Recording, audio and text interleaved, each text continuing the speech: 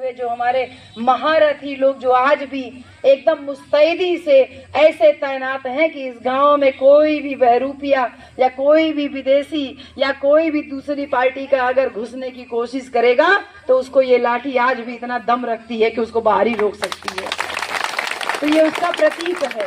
और मैं बहुत सच बता रही हूँ, आपके बच्चों के समान है, हम आपसे कुछ नहीं कह सकते, आप लोगों के प्रति है, क्योंकि हम पेड़ पे लगा हुआ फल खा रहे हैं। लेकिन इस बहुजन समाज पार्टी को अपने खून पसीने से लाठी डंडे ले करके गांव देहात गली मोहल्ले में घूम करके लाठी डंडा चाहिए। साहब ने कहा इन 5 युवा लड़कों का क्या काम है जो नए बूथ अध्यक्ष बनाए गए, ये स्पेशल उनके लिए है, आपको इसकी जानकारी जरूर होनी चाहिए।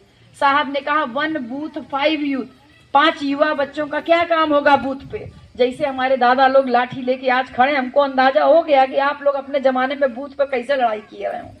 हमको बहुत अच्छे से पता है कि हमारी बहुजन समाज पार्टी अब तक कैसे जिंदा रही थी, कैसे हमारे विधायक सांसद जीतते रहे थे, क्योंकि आप लोगों के जैसे लोग लाठी जो आज लेके खड़े हो ऐसे अपने बूथ पे भी लाठी लेके खड़े रहते थे। तो साहब ने कहा 2 लोग बूथ पे लाठी लेके खड़े रहेंगे जिससे कोई फर्जी वोट ना डलवा पाए। ठीक बहन जी।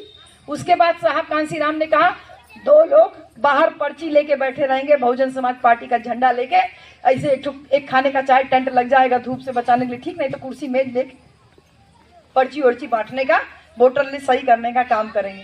और जो अकेला बचेगा 5वां, उसका काम होगा पूरे गांव भर में दौड़ दौड़ के पता करना कि कोई रात को दारू पी के सोया तो नहीं है अभी तक, है कोई बुजुर्ग तो नहीं है, जैसे हमारे राम गौतम जी आप हैं, जैसे हमारी अम्मा आप हैं, आप लोग हैं, तो जैसे कोई बुजुर्ग है उसको नहीं जाने का साधन हो पाया तो उसको किस तरीके से साधन करवा करके उसको बूथ पे पहुंचाना, ये बूथ अध्यक्षों का काम है।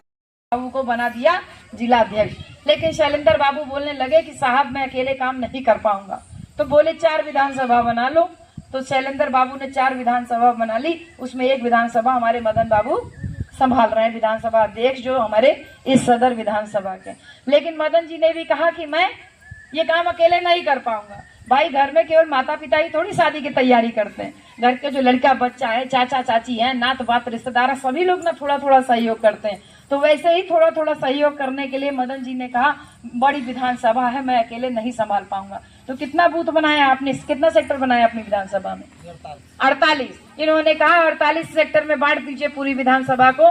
हमने साहब कांशीराम ने कहा ठीक है 48 सेक्टर में बांट देते हैं। और उसी 48 सेक्टर में से एक सेक्टर अध्यक्ष हमारे बीच में बैठे, क्या नाम है भैया का? रमेश कुमार जी।